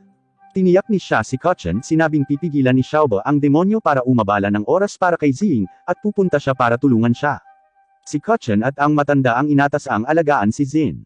Ang maliit na batang babae na iniligtas ni Kachan kanina ay nagtanong kung bakit aalis ang mga celestial, at ipinaliwanag niya na lalabanan nila ang mga masasamang tao upang tulungan sila. Iniisip ng maliit na batang babae na sila ay napakatapang, ngunit naging malungkot muli ng mag-isip kung sino ang magpoprotekta sa kanila, isang pag-aalala na iniisip rin ni Kachan. Samantala, pabalik kay Zing, nakuha niya ang elevator code mula sa sekretarya. Binalaan siya ng sekretarya na baka hindi na siya makabalik ng buhay. Gamit ang elevator, narating ni Zing ang isang malaking madilim na silid kung saan matatagpuan ang core. Habang papalapit siya sa core, hindi niya namamalayang nagtitrigger siya ng motion sensor, na nagseset ng malakas na alarm sa buong kwarto. Ina-activate din ito ang isang malaking protection na robot na bumababa mula sa kisame. Mabilis na kumilos si Zing at nagawa niyang iwasan ito, na napagtanto na maaaring hindi ganoon kadali ang mga bagay. Sa lungsod, ang mga tao ay tumatakas sa takot habang umuulan ng apoy. Nagtatrabaho sila upang iligtas ang mga nasugatan at naghahanap ng kanlungan mula sa nasusunog na mga bato. Ipinagpatuloy ng apoy na demonyo ang kanyang walang humpay na paghahanap sa mga celestial na nagtatago sa loob ng lungsod. Sa isang flashback, naalala ng apoy na demonyo kung paano niya nakilala ang kanyang asawa nang pigilan nito ang pagtatangka ng isang magnanakaw na magnakaw sa isang tren. Kalaunan ay umibig sila at nagbahagi ng magagandang sandali na magkasama. Sa huli, nagpakasal sila. Pagkalipas ng ilang buwan, kumalat ang balita ng pagsalakay ng Demon King, nag-aalala ang kanyang asawa sa kaligtasan ng kanilang lungsod, ngunit tiniyak niya sa kanyang asawa na ito ay isang neutral zone na protektado ng Celestial Realm. Ngunit nakalulungkot, pagkaraan ng ilang araw, isang meteor shower ang tumama at isang napakalaking pagsabog ang pumatay sa kanyang asawa habang ito ay nasa kanilang tahanan. Sa kasalukuyan, ang demonyo ay nahaharap sa pinagsamang pag-atake ni Xiaobo at siya. Kinarangan niya ang kanilang mga pag-atake at gumanti sa pamamagitan ng paghahagis ng mga bowl ang apoy, ngunit napigilan sila ni siya gamit ang isang ice spell. Ipinagpatuloy ni Xiaobo ang kanyang walang humpay na pag-atake, ngunit ang demonyo ay mahusay na nagpapalihis sa mga energy projectiles na inilulunsad niya. Ang demonyo, na nagngangalit sa galit, ay tinawag silang mga huwad na Diyos na ikinalilito ni siya. Ang demonyo ay patuloy na nanunumpa na ibabalik ang sakit na idinulot ng mga Diyos ng 100 ulit, na nagpakawala ng malakas na agos ng apoy. Nagpatawag si siya ng ice barrier na halos hindi na makapigil sa pag-atake bago tuluyang masira. Sa hindi inaasahang pagkakataon, bumaba mula sa langit ang ginintuang staff ni Kachan, na lumikha ng isang proteksyon na simboryo sa paligid ng kanyang mga kaibigan. Si Kachan mismo ang dumating, na ikinagulat ng demonyo. Ang demonyo, gayunpaman, ay nalulugod na makita ang isang makapangyarihang tao sa harap niya. Nakiusap si Kachan sa demonyo na huminto, na itinuturo na ang mga inosenteng tao sa lungsod ay nagdurusa dahil sa kanyang mga aksyon. Biglang napagtanto ng demonyo ang paghihirap na idinudulot niya sa mga inosenteng tao at pamilya. Ipinaalala sa kanya ni Kachan na ang pagpapatuloy sa landas na ito ay magreresulta sa ganap na pagkawasak ng lungsod, na gagawin nitong mga guho, na halos katulad 100 taon na ang nakalipas. Tinanong ni Kotchen ang demonyo kung bakit siya nagkakaganito. Ibinahagi ng demonyo ang isang trahedya na kwento mula sa kanyang nakaraan sa pamamagitan ng isang flashback. Noong nakaraan, siya ay malubhang nasugatan at desperadong hinahanap ang kanyang asawa sa gitna ng mga guho. Sa wakas ay natagpuan niya itong nakabaon sa ilalim ng isang tumpok ng mga bato, ngunit sa kabila ng kanyang pagsisikap, hindi niya ito mailigtas. Biglang lumitaw ang isang pulang energy orb, pinalibutan ang lalaki, at ginawang enerhiya ang katawan ng kanyang namatay na asawa, na iwan lamang ang singsing nito. Sa kasalukuyan, ibinunyag niya na mula noong sandaling iyon, naniniwala siyang ang layunin niya ay maghiganti laban sa angkan ng mga Diyos. Tinanong niya si Kotchen kung naniniwala siya na siya ang naghagis ng meteorite ng apoy sa lungsod, at nagmumungkahi, na si Kotchen ay magtanong sa kanyang immortal na mga kaibigan tungkol sa kung ano ang tunay na nangyari. Tumingon si Kotchen kina Xiaoba at siya, humihingi ng paliwanag. Ikinwento ni siya na 100 taon na ang nakalilipas, noong panahon ng digmaan, tinangka ng Demon King na sirain ang Immortal Palace gamit ang Fire Meteorite. Upang protektahan ang palasyo, nagtayo sila ng isang protection na barrier, na nauwi sa pagbabago sa tilapon ng meteorite, na naging dahilan upang mahulog ito sa mas mababang kaharian, sa kalaunan ay dumaong sa Fire City. Nagulat si Kotchen sa paghahayag na ito. Ang apoy na demonyo ay patuloy na iginiit na ang mga Diyos ay mapagkunwari, na sinasabing nagpapanggap sila na gustong iligtas at protektahan ang mga tao, ngunit hindi natatakot na isakripisyo ang mga tao upang iligtas ang kanilang sarili. Ang mga salita ng demonyo ay labis na bumabagabag kay Xiaoba at siya. Humingi ng tawad si siya sa kanilang pagkakamali noon, ngunit hindi pa tapos ang demonyo. Naglulunsad siya ng bowl ang apoy kay Xiaoba. Si Kotchen ay nananatiling hindi gumagalaw sa isang sandali, ngunit tumugon sa tamang oras upang gamitin ang kapangyarihan ng kanyang staff, na lumikha ng isang ginintuang barrier upang protektahan si Xiaoba mula sa pag-atake. Sinabi ng demonyo kay Kotchen na siya ay nasa maling panig, ngunit tumugon si Kotchen sa pamamagitan ng pagpapaliwanag na kung ang lungsod ay muling mahulog sa kapahamakan dahil sa paghihiganti, hindi siya magiging iba sa mga mapagkunwari na Diyos na gustong sirain ng demonyo. Kahit na nagawa niyang talunin ang lahat ng mga Diyos, hindi nito maibabalik ang nakaraan, at ang puot sa kanyang puso ay magdadala lamang ng higit pang mga trahedya sa lungsod. Hinihikayat ni Kotchen ang demonyo na gamitin ang kanyang kapangyarihan upang iligtas ang lungsod at ang mga tao nito. Ang mga salitang ito ay malalim na sumasalamin sa demonyo, ngunit ang kanyang mapaghiganti na mga saloobin ay nagpabago sa kanya bilang isang napakalaking halimaw na parang lobo. Ibinahagi ng demonyo ang kanyang sinumpaang panunumpa na patayin ang lahat ng angkan ng mga Diyos para sa pagsasakripisyo sa kaluluwa ng kanyang asawa at naghatid ng malakas na suntok kay Kotchen.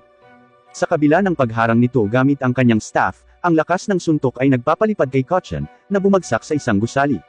Samantala, natalo na ni Ziying ang Guardian Robot ng madali at tumungo sa artifact. Sinusubukan niyang kunin ito gamit ang kanyang mga sinulid, ngunit nag-freeze ang mga ito kapag nadikit sa core coolant, at isang alon ang nagmumula sa device, na nakalilito kay Ziying.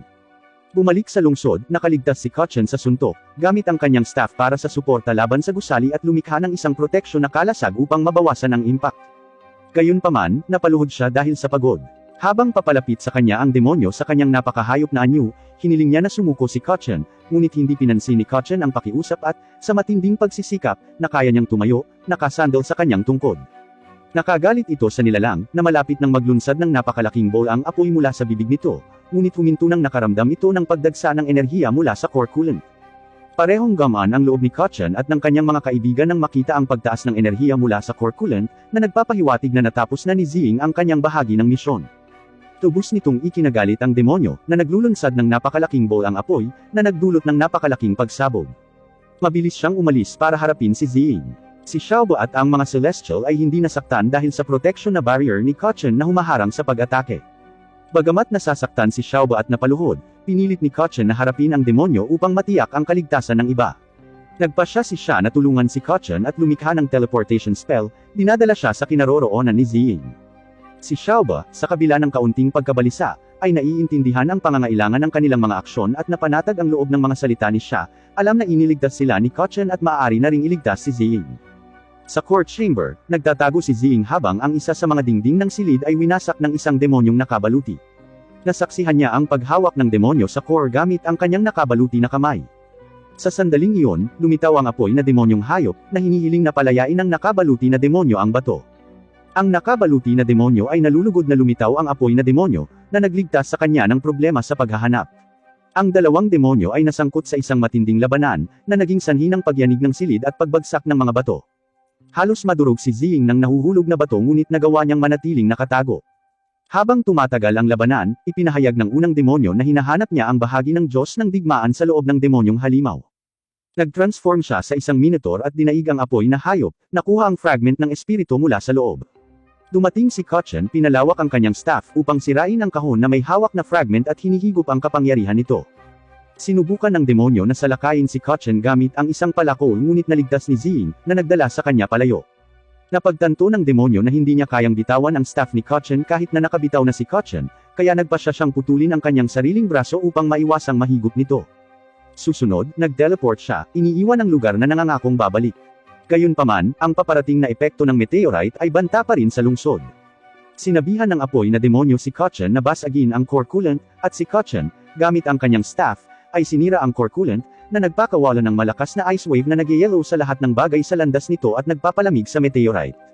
Nabasag ito sa gitna ng hangin, bumabagsak pabalik sa lupa bilang nyebe. Ang apoy na demonyo, na minsang naghiganti, ay humawak sa singsing ng kanyang asawa at nananaghoy sa hindi pagtupad sa kanyang pangako. Sa kanyang mga huling sandali, nakita niya ang isang pangitain ng espiritu ng kanyang asawa, na kumo-comfort sa kanya sa pagtulong sa pagliligtas sa lungsod bago siya pumanaw. Nang makitang nalutas na ang banta, si Kachan, pagod, nahimatay, at nasalo siya ni Zing bago siya bumagsak sa lupa. Kinabukasan, inayos ang lahat sa Fire City, at nagpa siya hanggang na magtungo sa isa pang desyerto na lugar upang makahanap ng sobrang espesyal na ilog na tinatawag na Shaxi River. Ang ilog na ito ay parang magic, nakakapagpahilam ito ng mga sugat ng mga tao. Sinabi ni Xiaoba kay Zin na ito lang ang makakapagpabuti sa kanyang pinsala. Si Zin, kahit nasasaktan siya, matigas ang kilos niya at ayaw magpahinga. Ngunit pagkatapos, napagtanto niyang mas nasaktan siya sa inaakala niya. Sinisikap ni Zing na patahimikin siya sa pamamagitan ng pagsasabi sa kanya na gusto niya ang mga malalakas at matatapang na lalaki, ngunit nakakalungkot kung mas masasaktan siya. Sa wakas ay bumigay si Zin at nahiga ang ulo sa kandungan ni Zing. Ngayon, sinimulan na ni Kachan ang pagbibigay pansin kay siya. Seryoso siya, at pinasalamatan siya ni Kachan sa pagtulong kay Zin sa Fire City. Ngunit sinabi lang ni siya na hindi ito malaking bagay at pumunta upang suriin ang isang bagay. Nang malapit na sila sa susunod na nayon, napansin nilang parang walang laman. Iniisip ni Kachan na baka ito ay tulad ng Fire City, desyerto dahil sa labanan sa pagitan ng mga Diyos at mga demonyo ilang taon na ang nakalipas, ngunit sinabi ni siya na hindi iyon. Biglang huminto ang sasakyan dahil sa problema sa kuryente, at si siya ang bahala na ayusin ito. Sa sandaling iyon, kinausap ni Zin si Xiaoba tungkol sa kung paano naging kakaiba si siya. Hindi ito sineryoso ni Xiaoba, at sumang-ayon si Kachan na tila nag-aalala si siya. Sinabi sa kanila ni Xiaoba na ang lugar ng disyerto ay may mahahalagang bagay sa buhangin, at ang lungsod ay dating masigla at maraming tao. Doon nakapwesto ang hukbo ni siya para sa isang misyon, at hindi na gustong bumalik ni siya dahil sa isang kalunos-lunos na pangyayari, kaya hindi na sila babalik doon kung hindi dahil sa mahiwagang ilog. Ngunit nang lumingon si Xiaoba, nakita niyang nagtatawanan sila, kumakain ng pakwan, at hindi nakikinig. Naiinis siya dahil sa tingin niya ay hindi nila sineseryoso ang isyu at hindi na raw niya sasabihin sa kanila ang tungkol kay siya. Sinusubukan nilang hulaan ang kwento na nagmumula sa kanilang sariling mga kakaibang teorya, na nagpapagalit kay Xiaoba.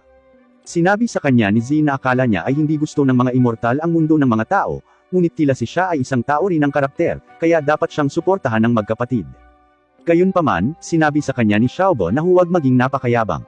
Pagkatapos ay sinabi ni Zin na kakausapin niya si siya para maibahagi niya ang kanyang nararamdaman, at sa kabila ng hindi pagkakasundo ni Xiaoba, nakumbinsi siya ni Zin na hinayaan niya silang pag-usapan ito ni siya. Pumunta si Zin kay siya at nag-alok na tumulong, ngunit mukhang medyo malayo si siya at sinabing hindi niya kailangan ng anumang tulong. Sinabi ni Zin kay siya na hindi niya kailangang hawakan ang lahat ng mag-isa at magkaibigan sila, para masabi niya sa kanila ang anumang bagay. Sa isang punto, iniisip nila na gusto ni siya na magtapat sa kanila, ngunit inihayag ni siya na ang kristal ng kapangyarihan ng sasakyan ay nasira, at iyon ang dahilan kung bakit hindi makagalaw ang sasakyan. Kailangan niyang kumuha ng kapalit na mga kristal mula sa isang abandonadong minahan sa malapit. Iminumungkahi ni Zin na sumama sa kanya, ngunit pinilit ni siya na mag-isa. Ipinaalala kay Zin na hindi pa siya ganap na gumaling, at maaaring mapanganib ang minahan. Patuloy na nagtutulak si Zin, at biglang naging malamig ang reaksyon ni siya. Tinulak ang kamay ni Zin at sinabihan siyang isipin ang sarili niyang negosyo, na ikinagulat ng magkapatid dahil hindi naman ganoon si siya. Mamaya sa barko, nag-aalala si Kachan dahil hindi pa bumabalik si siya, at tinanong niya si Xiaoba kung mahahanap nila siya. Huminto si Zin at sinabing si siya ay isang Diyos, kaya walang maaaring mangyari sa kanya, ngunit hinuhusgahan rin niya si siya. Sinubukan ni Kachan na ipaunawa kay Zin na sinusubukan lang ni siya na protektahan sila sa pamamagitan ng paghiling sa kanila na huwag sumama. Ngunit si Zin ay hindi nakikinig at patuloy na nagsasabi ng mga negatibong bagay tungkol kay siya. Napag-alitan siya ni Xiaoba at sinabihan siyang tumahimik kung wala siyang alam tungkol kay siya. Ginagawa nitong awkward ang mga bagay sa sasakyan, at lahat ay bumalik sa kanilang ginagawa. Ngayon, may nag-flashback noong kasama si Sha sa kanyang squad, sinusubukang maghanap ng mga demonyong nagdudulot ng gulo sa lugar. Wala silang gaanong impormasyon, kaya kailangan nilang maging sobrang maingat. Kasama sa squad si Sha, na siyang kapitan, at 4 na iba pang tao, isang bata na nagngangalang Afo, isang malakas na kalbo na nagngangalang Black, isang maliit na batang babae na may puting buhok na nagngangalang Lily, at isang batang lalaki na may itim na buhok na pinangalanang Kiyaw. Pagdating nila sa minahan at pagpasok sa loob ng mas malalim, nakatagpo sila ng malagim na eksenang may dugo ngunit walang katawan.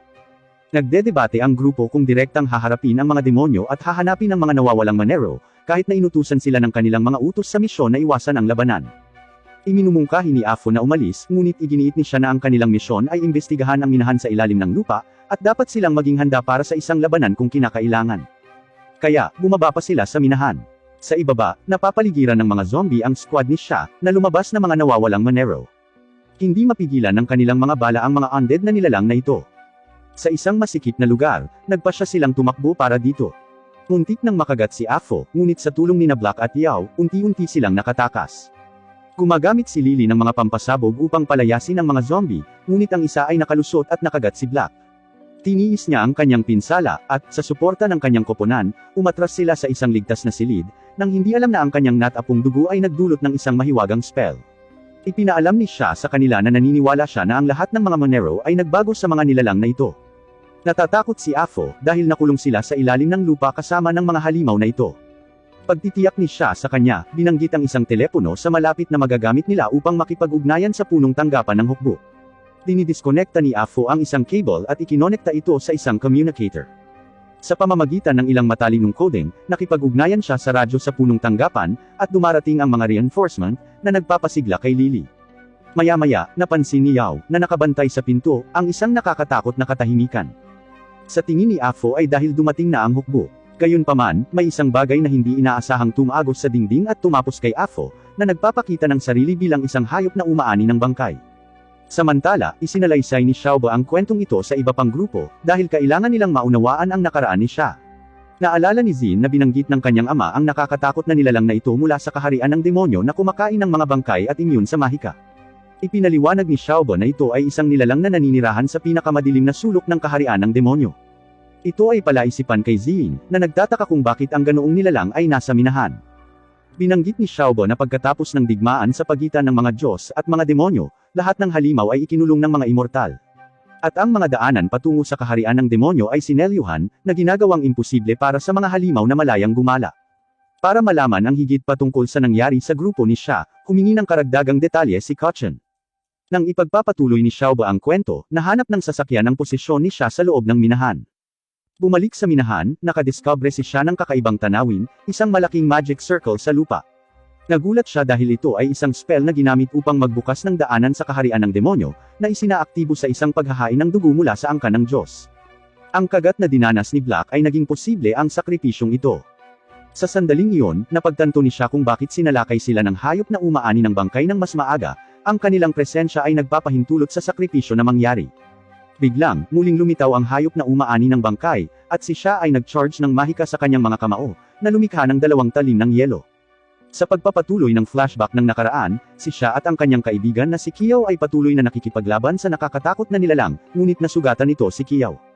Sinubukan ni Sha na pagalingin ang kanyang kaibigan, ngunit iginiit ni Kiyaw na dapat tumakas si Sha at kumpletuhin ang misyon, dahil ang iba ay nahulog sa halimaw. Sa kabila ng pakiusap ni Kiyaw kay Sha na bumalik sa punong tanggapan, tumanggi si Sha at hinarap ang nilalang. Sinusubukan niyang gambolain ito sa ilang mga pag-atake ngunit sa huli ay natalo siya ng pagkahapo. Napagtatanto ang kawalang kabuluhan ng laban, si Sha ay malapit ng patayin ng nilalang, ngunit isinakripisyo ni Kiyaw ang kanyang sarili upang iligtas si Sha.